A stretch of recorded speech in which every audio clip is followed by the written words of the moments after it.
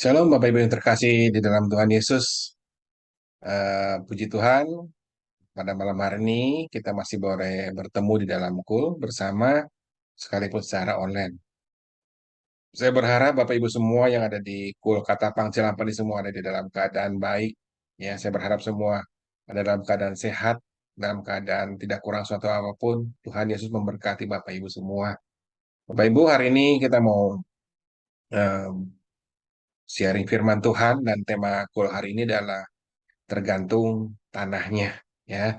Yuk sebelum kita masuk dalam sharing firman Tuhan, ya, renungan firman Tuhan hari ini, kita siapkan hati kita masuk di dalam doa. Tuhan Yesus, terima kasih untuk malam hari ini, buat kesempatan yang baik yang Kau sediakan buat hidup kami, Tuhan.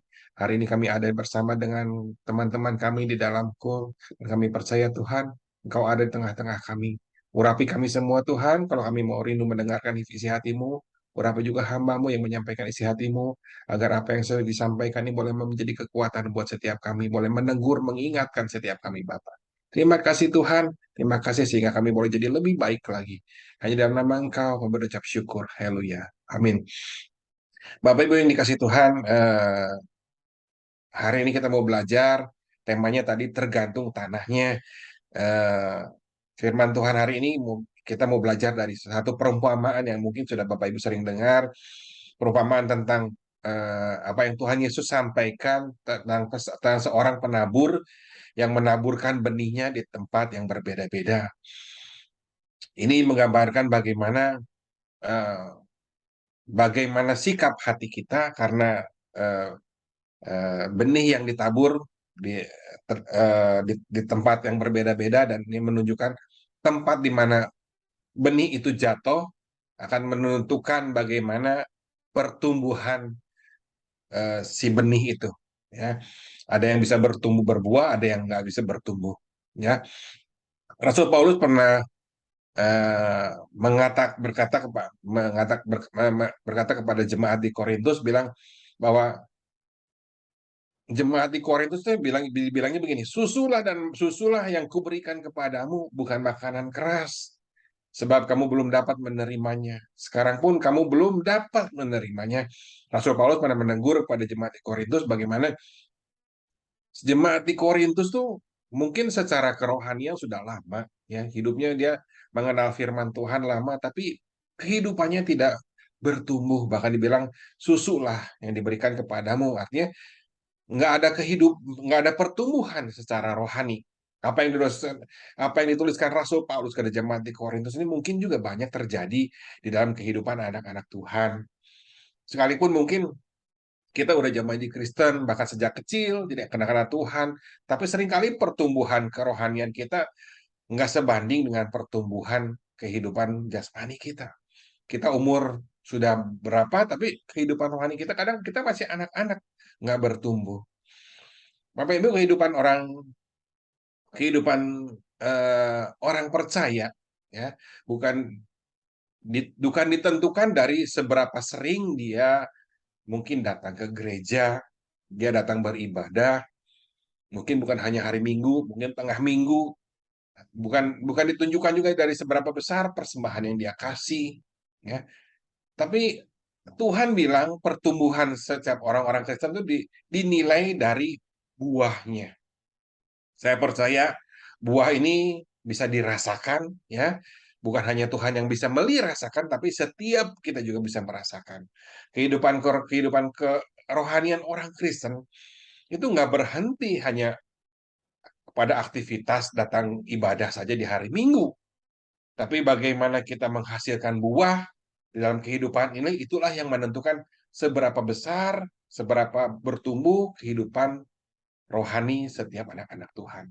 Ya, makanya Tuhan Yesus hari ini kita mau dalam firman hari ini kita mau belajar tentang benih yang ditabur. Bagaimana? Nah, Tuhan bilang hanya yang bertumbuh dan berbuah itu yang Tuhan mau.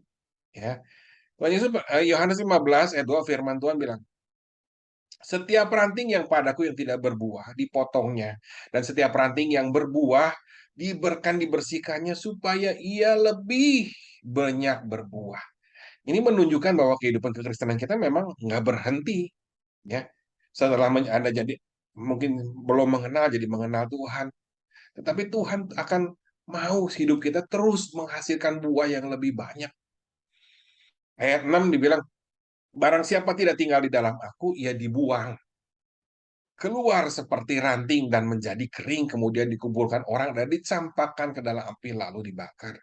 Betapa pentingnya yang namanya kehidupan kita ini berbuah, bertumbuh, karena Tuhan bilang itu akan menentukan bagaimana kehidupan kita suatu saat nanti.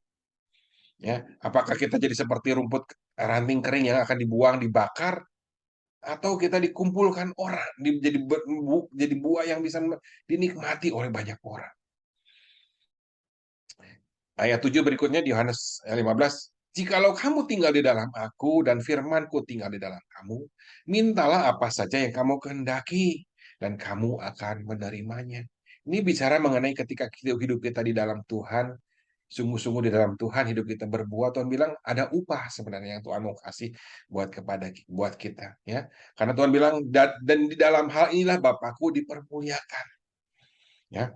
Buah yang kita hasilkan ini akan menghasilkan upah yang Tuhan kasih, saya percaya. Dan saya percaya upah ini bukan hanya bicara mungkin nanti suatu saat ketika nama kita dipanggil, tapi saya percaya upah juga bicara mengenai berkat. Kita akan merasakan sukacita, damai sejahtera yang Tuhan kasih dalam kehidupan kita. Yang akan dilihat orang, yang akan dari mana Tuhan bilang, dan di mana inilah nama Bapakku itu akan dipermuliakan. Itulah kehidupan anak-anak Tuhan yang Tuhan mau. Tuhan mau kehidupan kita ini nggak stagnan, tapi berbuah. Ya, Galatia 5 ayat 19 dan sampai 25 bicara mengenai bagaimana buah-buah roh. Dan inilah yang Tuhan mau. Ya, Galatia 5 ayat 19 bicara mengenai perbuatan daging, percabulan, kecemaran, hawa nafsu, penyembahan berhala, sihir, perseteruan, perselisihan, amarah, kepentingan diri sendiri, pencideraan, roh pemecah, kedengkian, mabuk, pesta pora. Itu yang Tuhan nggak mau. Tapi yang Tuhan mau adalah setiap kita ini menghasilkan buah-buah roh. Ya, apa sih di dalam Galatia Tuhan bilang ada kasih, ya, kehidupan kita ada sukacita, ada sejahtera, ada kesabaran, ada kemurahan, kebaikan, kesetiaan, kelemah lembutan, penguasaan diri, ya, tidak ada hukum yang menentang itu firman Tuhan. Tuhan mau setiap kita anak-anak Tuhan ini bisa tumbuh berbuah-buah, menghasilkan buah-buah roh yang bisa dinikmati banyak orang. Karena lewat buah roh itulah nama Tuhan dipermuliakan. Dan saya percaya ada upah yang Tuhan kasih ketika kita boleh menghasilkan buah. Bukan ketika nama kita saja dipanggil, tapi saya percaya orang yang memiliki buah roh juga bisa dinikmati orang sekitarnya. Ya, dan itu akan mempermuliakan nama Bapa sehingga orang lain bisa bilang, oh inilah anak-anak Tuhan tuh seperti itu. Orang-orang percaya, orang-orang Kristen seperti itu. Ya, hari ini lewat call malam hari ini saya nggak akan panjang. Kita mau belajar, ya. Lewat Tuhan Yesus ngasih satu perumpamaan. Ya kadang kenapa kita sebagai anak-anak Tuhan seringkali nggak bertumbuh, kita ini nggak berbuah, kita ini nggak bisa menghasilkan sesuatu yang bisa dinikmati oleh Tuhan, yang dinikmati oleh sesama kita. Padahal sering kali kita ke gereja, kita dengar firman Tuhan. Ya, kita baca di Lukas 8 ayat 5 firman Tuhan mengenai perumpamaan ini adalah seorang penabur keluar untuk menaburkan benihnya. Pada waktu itu ia menabur, sebagian benih itu jatuh di pinggir jalan, lalu diinjak orang dan burung-burung di udara memakannya sampai habis. Yang pertama. Yang kedua lagi, sebagian jatuh di tanah yang berbatu-batu dan setelah tumbuh, ia menjadi kering karena tidak mendapat air. Yang ketiga, sebagian lagi jatuh di tengah semak duri dan semak itu tumbuh bersama dan menghimpitnya sampai mati. Dan yang terakhir, yang sebagian ini jatuh di tanah yang baik dan setelah tumbuh berbuah 100 kali lipat, tumbuh berbuah 100 kali lipat. Dan setelah berkata demikian, Yesus berkata, siapa mempunyai telinga untuk mendengar, hendaklah ia mendengar. Bapak Ibu, hari ini kita mau belajar dari firman Tuhan ini, biar karena kita tahu pertumbuhan kerohanian kita ini tergantung dari firman yang kita dengar, ya, ya, tergantung firman yang kita dengar. Mungkin kita dengar firman yang sama, tapi sering kali firman yang sama yang kita dengar ini nggak tumbuh di dalam hati kita. Tuhan Yesus ngasih ngasih empat perumpamaan, Ya, kita cek diri kita sendiri, kita ada seperti apa? Kenapa seringkali kita nggak bisa hidup, kita nggak bisa berbuah-buah? Kenapa? Apakah kita seperti perumpamaan yang pertama, benih yang jatuh di pinggir jalan. Benih yang jatuh di pinggir jalan bicara mengenai benih yang nggak sempat, ya, nggak sempat mengeluarkan akar, ya. Bicara mengenai tipe anak-anak Tuhan yang mungkin dengar firman Tuhan tapi belum juga, baru dengar dia udah nolak. Orang yang mengeraskan hatinya, orang yang langsung menolak firman Tuhan itu sehingga firman Tuhan ini nggak sempat tumbuh di dalam hatinya. Di ayat 12 Tuhan Yesus ngasih penjelasan mengenai arti-artinya. Mengenai yang jatuh di tanah di jalan itu adalah orang yang mendengarnya kemudian datang iblis lalu mengambil firman itu dari dalam hati mereka supaya mereka jangan percaya dan diselamatkan. Ya, jangan jangan sampai kita nih ketika dengar firman Tuhan kita langsung tolak. Siapa yang nolak? Firman Tuhan bilang seringkali iblis yang langsung nolak. Iblis yang menolak firman Tuhan. Wah, ini bukan buat saya. Ini bukan buat saya. Firman Tuhan nggak sempat tumbuh di dalam hati kita. Ya, itu tipe yang pertama. Orang yang langsung nolak. Mungkin di antara kita nggak seperti itu karena kita orang percaya. Kita percaya Tuhan. Ya. Jenis yang kedua adalah yang jatuh di tanah berbatu-batu. Bicara mengenai ketika firman itu ditabur, ya, mendengar firman Tuhan, orang tuh bergembira, menerima firman Tuhan. Seperti orang yang benih yang jatuh di tanah, yang tanahnya mungkin tipis, tapi bawahnya penuh dengan batu. Akar sempat keluar, tumbuh, tapi nggak sanggup bertahan lama. Ya, nggak sanggup bertahan lama. Bicara mengenai orang yang mungkin terima Tuhan, dengar gampang terima Tuhan, tapi dia juga gampang meninggalkan Tuhan. Ya, ketika firman Tuhan itu enak buat dirinya, mungkin dia akan menerima. Dia percaya. Tapi ketika firman itu menegur, ketika firman itu mengajar, ketika firman itu mengingatkan, bahkan menuntut perubahan di dalam kehidupan kita, seringkali orang itu meninggalkan. Biasanya tipe-tipe seperti ini adalah tipe yang gampang meninggalkan Tuhan, ya. Karena ketika kesulitan yang ada, karena kesulitan yang tantangan yang ada, dia mulai tinggalin Tuhan. Jadi firman Tuhan ketika enak buat dia dia terima, ketika nggak enak dia tinggalin. Ya, ketika kesulitan ada di dalam hidupnya, dia mulai tinggalin Tuhan. Ya, bicara mengenai anak-anak Tuhan yang seperti itu, yang tumbuh benihnya jatuh di tanah berbatu. Ya, yang ketiga bicara mengenai benih yang jatuh di semak duri, bicara mengenai ketika firman ditabur, firman disampaikan, kita percaya terima Tuhan. Ya, kita mengamini, kita puji Tuhan, amin, haleluya. Ya, tetapi ketika masalah di dalam kehidupan kita, kekhawatiran, sakit penyakit, mungkin masalah ekonomi, kepercayaan kita mulai mundur. Kita mulai meragukan firman. Bicara mengenai anak-anak Tuhan yang mudah percaya, tetapi ketika menghadapi pencobaan yang berat di dalam hidupnya, dia mulai meninggalkan Tuhan. Ya. Ketika kekhawatiran, ketika eh, sesuatu sesuatu yang harus hilang, kenikmatan yang harus hilang dalam hidupnya, dia mulai meninggalkan Tuhan. Ya. Yang ketiga adalah bicara mengenai ini yang paling ideal, ya. Bicara mengenai benih yang jatuh di tanah yang subur, yang tumbuh 30, 60, 100 kali kan. Ya. Tanah bicara bagaimana tanah bisa tempat tanah di mana bagi benih jatuh itu bicara mengenai hati kita. Ya. Untuk di tanah yang subur, Tuhan Yesus di ayat 15 menjelaskan, yang jatuh di tanah yang baik ialah orang yang setelah mendengarkan firman Tuhan itu mendengarkan di dalam hati, menyimpannya dalam hati dengan baik dan mengeluarkan buah di dalam ketekunan. Ya, ini yang akan menghasilkan buah. Bagaimana kehidupan kekristenan kita juga sama.